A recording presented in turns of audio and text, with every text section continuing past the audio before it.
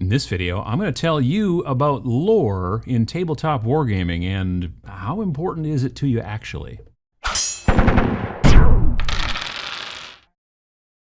If you are new to the hobby, then the concept of lore or the story might be a little weird to you, right? Okay, so if you've been playing any kind of tabletop games in general, well, specifically, let's say board games don't frequently have a lot of lore. I can't think of a series of board games out there that has a series of novels that go along with it or anything along those lines. Sure, there's usually some sort of little blurb about why you're playing this game, you know, what the Candyland, what happened to Candyland, whatever. Board games are all different and they all have their own kind of hooks and stories and things like that. But generally, you don't read through several pages or dozens of pages, to figure out why you're playing the board game and what's going on with the story, because it kind of doesn't matter. On the other hand, there's role-playing games. Role-playing games are predominantly, completely about lore. There is a framework for how you know whether or not the arrow you fired hits the orc in the face or not, and stuff like that. But really the main point of role-playing games is story, is lore. The stuff that you read, all of the different campaign books, all that stuff that goes on there. And as you play the game, it's all about building a story amongst you, the players, and the game master.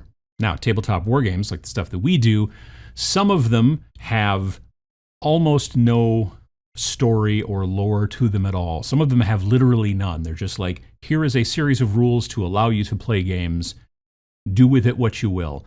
Many times those types of games are designed so that you can use any kind of figures you want. And I don't just mean like, it's a miniatures agnostic game where you get to use whatever.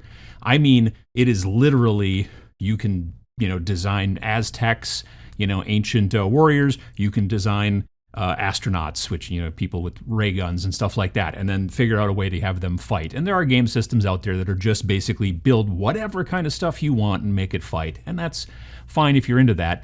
I like there to be at least a little bit of story. And, I think it's important, but it's not the end-all be-all, and it shouldn't, in my opinion, inform your gaming too much. There's a relatively new, at least new this year, game from Osprey Games called Stargrave, which I've talked about in a bunch of different live shows and, here and there and whatnot. In Stargrave, there's very little story. What happened is there was a giant galactic war, which is generally known as the Last War, and in the end, everybody lost, right? So there's nobody really around. All the governments are sort of all blown apart and everything, and anytime any coalition of people, forces, whatever, tries to get together to start to build anything, the warlords and pirates come along and just squash it all. And so that game is basically post-apocalyptic sci-fi. It's a sci-fi game, but everything's all kind of destroyed. And so it's just pretty much small stories about your crew and the troubles and things and whatever and mishaps and shenanigans that they're getting into. But there's not pages and pages and pages of lore, or fluff, some people refer to it, by the way, in that book. It's all about the kind of the story that you want to tell in the campaign as you play with your figures and then those of your opponents, as you go in that direction. On the other hand, we have companies like Games Workshop who have an entire publishing arm called Black Library that just makes novels about the games that they publish, not just Warhammer 40,000 and Age of Sigmar, but also Necromunda. There are Blood Bowl novels. I mean, they make novels for everything in that. And there are entire YouTube channels, podcasts, all kinds of different things like that just talk about the stories, the lore of the Games Workshop multiverse, I guess, for lack of a better term. And that's very cool. And there are people who are super into it. There are plenty of people who are into the story and the lore of Games Workshop who don't build models and paint models and don't play games with models. They just love the story and all that kind of stuff, which is great. And those folks are now starting to see, the animations and things like that Games Workshop is doing with all their stuff and everything like that. So there's a lot to the story, and that's cool if you want to go down that road. But you don't need, if you're interested in playing specifically a game like that, you don't need that lore to tell you how to play your game. Case in point, okay? There are tons and tons and tons of stories about how Space Marines are this and how Space Marines are that and all that kind of stuff in the Black Library things and all that jazz. And that's great. But if I decided I wanted to make a Primaris Marine who was my sergeant for my old kill team that I can't run anymore because of the changes to kill team and all that stuff, I decided I wanted to make her a woman. So that's what I did. And I had a good time with it. And I know some people pissed and moaned in the last video where I mentioned her, but that's the thing. It's my game. It's my story. I can do with it what I want to do. You can do with it what you want to do. And that's the beauty of using lore within the game construct. It gives you some ideas. It gives you some possibilities. You know, you have definitely talk about, let's say, chaos guardsmen, right? Traitor guardsmen, they're very frequently called to. Now, there are sometimes books that talk about them that are out there currently in the lore, and there's things like that. But you'll notice there's really not much in the way of rules. There's even models. There's Traitor Guardsmen in the Blackstone Fortress game, so you've got models to go from. But I don't think that there's any Traitor Guardsman rules in Warhammer 40,000. And I'm pretty sure that there's not any coming up necessarily anytime soon in, say, Kill Team either. So when you decide I want to run Traitor Guardsmen because these models are cool, or you converted your own models to do Traitor Guardsman stuff, and that's very cool as well, you can go down that road, you're still going to have to basically use normal Guardsman rules, which is fine. But if you want to, especially when you're playing with your friends, you can also decide to start taking some other chaosy type rules from maybe other armies, maybe Chaos Space Marines or even cultists and stuff like that, and put them into the framework of your game and do with them what you want. You can take your models and you can do with them what you want. The lore is not canon. Now, technically, really, in the grand scheme of things, the lore is canon. It's canon within the lore, right? What is canon?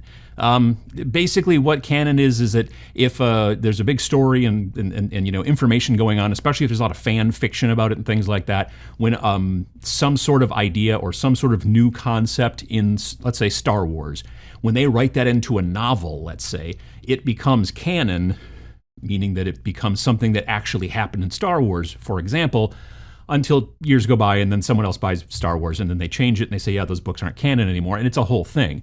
But there's this also stuff called headcanon, which means that, in my opinion, this is the way I want to do it. Now, there's no one that can stop you when you're reading a novel to just think, oh, it'd be really cool if this is what happened in the story. Certainly. When you're playing a game, though, you're interacting with other folks, and that's sometimes when you can get some pushback. I'm here to tell you, don't pay attention to that pushback. If that person doesn't like the way that you've designed your successor chapter to the Blood Angels, or doesn't like the way that you've designed your Neverborn models and converted them and made up a new story for Malifaux and stuff like that, just don't play with that person. It's not that hard. The lore and the story in the games that we play should be a jumping off point. They should be something that you read if you're interested in actually doing that, and then going, oh, that's really kind of interesting. I think it'd be really cool if it did this, and I think it'd be really cool if it did that. You can change the things that you want to change, and you can decide the way that you want to play your game. If you're playing in a tournament, frankly, lore doesn't really come into it. No TO is ever going to go, no, that's not really the right particular type. Those guys wouldn't carry those weapons according to this particular novel that I have at hand. No, they'll be like, well, the rules say that guy can't use that particular gun, but they're not going to bust your chops on the lore. The person across the table from you might, but you can ignore them. It's about the game. It's about the rules. It's about the competition when you're at a tournament. When you're playing with your friends, especially if you're playing campaign, if you're playing Crusade stuff in 40K or any other kind of narrative campaign game in any other system, it's about building the story from mission to mission to mission and allowing your figures that you spent a bunch of time on and you put together the way that you want to. It's about making them do the cool things that you want them to do in the telling of the story of your forces. So if you want to take a big Necron monstrosity and turn it into something completely else and use it in a different game, you can totally do that. You could use that in 40K if you wanted to as well and just say, yeah, that's a canoptic reanimator. And they're like, why is it covered in skulls? And you just, because I said so. Why is this guy covered in purity seals? Well, because he's starting to go a little screwy. And so whenever he kills a space marine, he pulls the purity seal out and sticks it to his carapace or whatever. And if your friends are like, well, that's not a thing, you can be like, yeah, it is in my mind. So that's good enough.